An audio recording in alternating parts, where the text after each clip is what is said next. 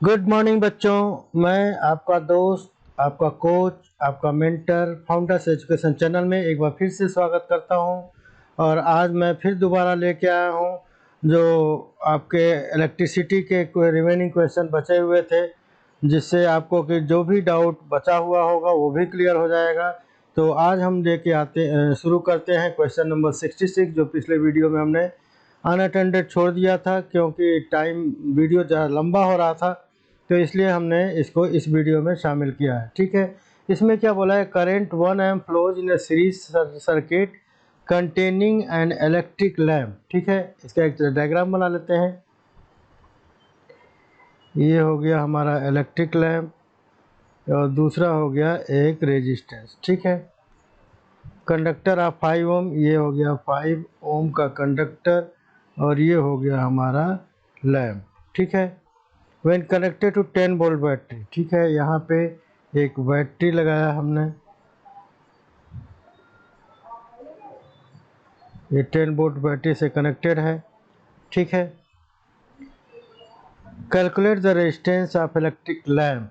तो अब हम इस लैम्प का रेजिस्टेंस पता करना है। इस बैटरी का वोल्टेज जैसा कि पता है आपको 10 वोल्ट बताया गया है।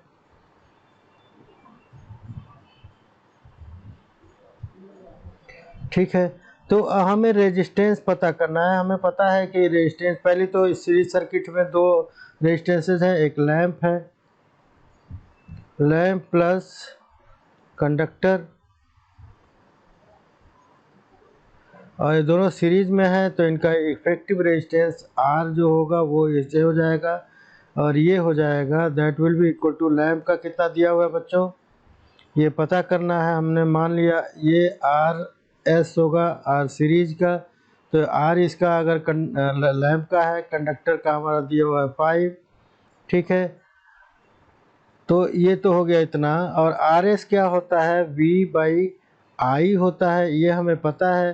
वोल्टेज हमारा दिया हुआ है 10 ओम्स, करंट दिया हुआ है 1 एम्प के, तो इसको हम इक्वलेट कर लें, बीच वाला इग्नोर कर लें, तो क्या हो जाएगा हमारा कि that implies R plus 5 equals to 10, and that again implies R equal to 10 minus 5 and equal to 5 ओम। ठीक है, तो इस लैम्प का रेजिस्टेंस भी कितना हो गया, 5 ओम हो गया। ये तो हो गया पहला पार्ट। ठीक है, ये हो गया पार्ट ए। ठीक है, पार्ट बी में हम क्या करेंगे बच्चों, now if the resistance of 10 ohm is connected parallel with the series combination. ठीक है, कम्बिनेशन हमारा ये है, ये हमारा सीरीज कम्बिनेशन है। ठीक है, यहाँ पे हमारा जैसा कि हमने पहले दिखाया है, ये एक पैरेलल कम्बिनेशन है, सीरीज कम्बिनेशन है। इसमें एक रेजिस्टेंस और इन्होंने जोड़ा है and that is equivalent to कितना है बच्चों, ये है 10 ओम। ठीक है, तो अब ये बोल रहे हैं कि इसमें जो करंट फ्लो कर रही थी, किसकी कितने की करंट फ्लो कर रही थी, यहाँ से तो यहाँ से 1 एम्प की फ्लो कर रही थी। ठीक है, तो ये बोल रहे हैं कि ये करंट में कोई चेंज हुआ कि नहीं अगर इसमें रेजिस्टेंस लगा दिया। तो अब देखिए बच्चों, यहाँ पे अगर इस पॉइंट को मान लें ए और इस पॉइंट को मान लें बी, तो ए और बी पे वोल्टेज ड्रॉप कितना होगा बच्चों, 10 वोल्ट ही होगा। ठीक है, जो बैटरी का वोल्टेज है यहाँ भी वही होगा, इस रेजिस्टेंस के क्रॉस भी वही होगा। और करंट क्या होता है हमें पता है, करंट क्या होता है, V/R होता है। And since neither V is changing nor R is changing, hence current will not change. ठीक है, it will remain same for the series circuit. ठीक है, तो ये ध्यान रखना है आपको। अगले क्वेश्चन की तरफ बढ़ते हैं बच्चों, और अगला क्वेश्चन हमारा आता है question number 67। Study the circuit diagram shown in adjoining figure. ठीक है, एक फिगर दिया हुआ है, उसमें का सर्किट डायग्राम हमें समझना है। तो पहले सर्किट डायग्राम आपको बना देता हूँ मैं। ये है, और यहाँ पे भी एक रेजिस्टेंस कनेक्टेड है। बीच में ये बैटरी लगी हुई है, बैटरी का पॉजिटिव टर्मिनल यहाँ है और नेगेटिव टर्मिनल यहाँ कनेक्टेड है। फिर इसके बाद इधर पहुँचते हैं, यहाँ भी एक 3 ओम का रजिस्टर कनेक्टेड है, यहाँ भी एक 3 ओम का रजिस्टर कनेक्टेड है और फिर ये दोनों को ऐसे कनेक्ट किया हुआ है। ठीक है, अब इनका मार्किंग कर देते हैं पॉइंट वाइज। ए है, ये बी है, ये सी है, ये D, E and this is F. ठीक है, इनका रेजिस्टेंस है 6 ओम, इसका रेजिस्टेंस है 3 ओम, इसका रेजिस्टेंस अगेन 6 ओम है और इसका रेजिस्टेंस कितना है बच्चों, 3 ओम। ठीक है, तो ये सर्किट डायग्राम पहले आप बना लीजिए। अब ये क्या बोले, find the net resistance in the circuit.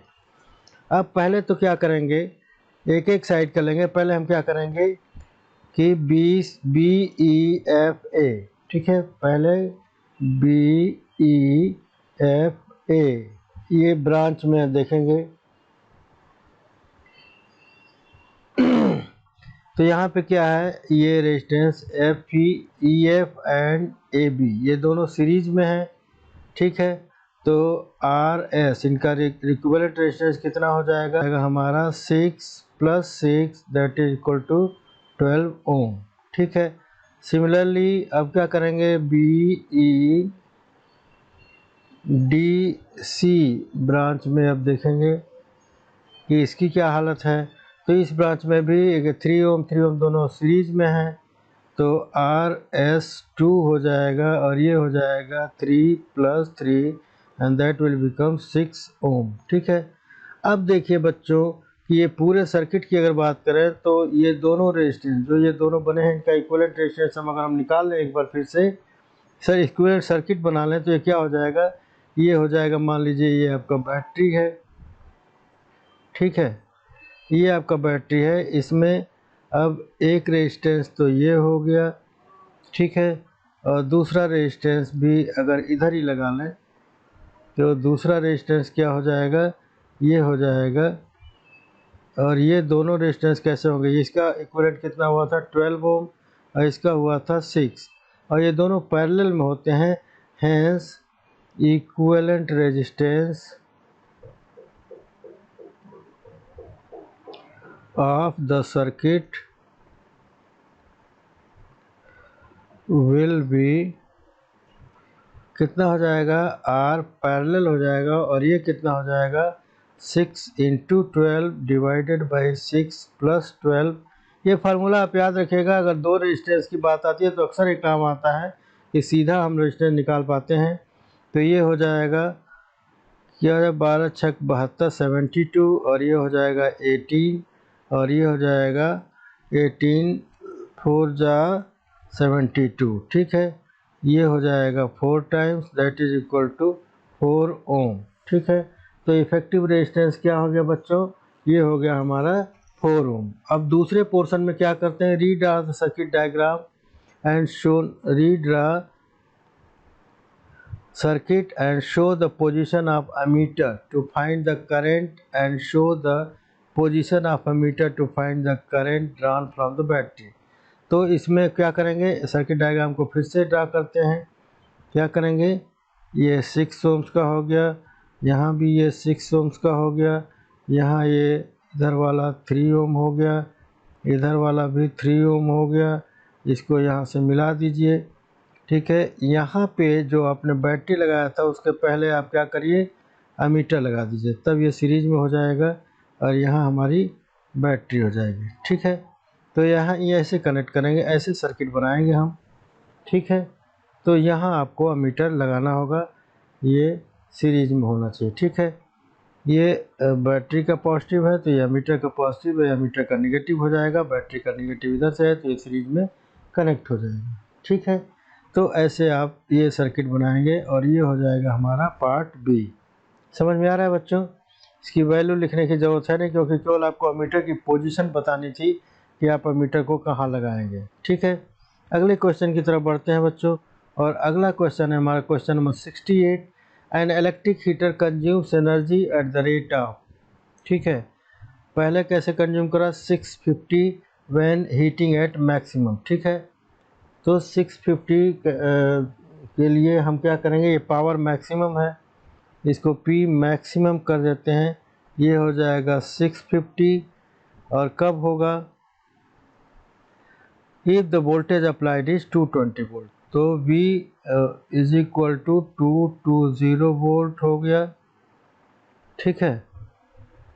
Find the current and the resistance in each case, तो करंट हमें पता करना है, हमें करंट I मैक्सिमम होगा। तो I मैक्सिमम क्या होता है बच्चों, तो ये होता है V square by P maximum by V। ये फार्मूला हम P मैक्सिमम बाई V करते हैं, क्योंकि P equal to V into I होता है। तो ये हो जाएगा P मैक्सिमम कितना है 650 डिवाइडेड बाई 220, इससे ये कट गया, और ये हो जाएगा आपका 65/22, that is equal to almost 2.95 amps, ठीक है। अब I मिनिमम क्या होगा, ठीक है। पहली बात यह है कि इस कंडीशन में जो I मैक्सिमम इतना आया है, तो यहाँ पे रेजिस्टेंस क्या होगा, resistance will remain minimum. Resistance minimum होगा तभी तो करंट मैक्सिमम होगा। तो रेजिस्टेंस मिनिमम निकालना होगा तो क्या होगा, V बाई आई कर लेंगे, I मैक्स कर लेंगे, ठीक है बच्चों। ओके, तो I मैक्स क्या है हमारा, V है हमारा 220 और I मैक्स है 2.95, यही तो है बच्चों। तो इसको जब हम निकालेंगे तो ये अप्रॉक्सीमेट आ जाएगा 75 ओम्स के, ठीक है। ये ध्यान रखिएगा, इसको हम अप्रॉक्स कर देते हैं, ये आप कैलकुलेट कर लीजिएगा, ये लगभग पॉइंट में समथिंग आएगा, ठीक है। ये तो हो गया पहला केस, ये हो गया A पार्ट।